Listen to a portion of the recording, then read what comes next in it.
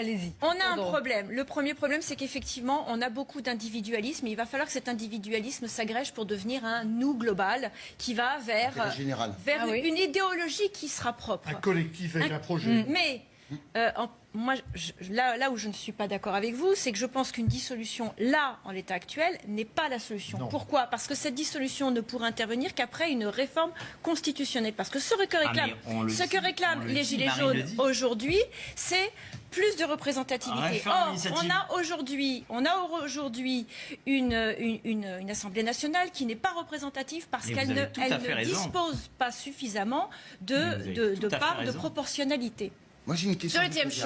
Deuxième chose, pour obtenir une vraie légitimité, il faut que les élus soient élus avec un vrai résultat. Et pour qu'il y ait ce vrai résultat, il faut qu'il y ait une obligation de vote réel avec une reconnaissance du vote blanc. Parce que là, on crée un système qui est vertueux. On a des élus qui sont réellement élus, pas par 20% d'électorat.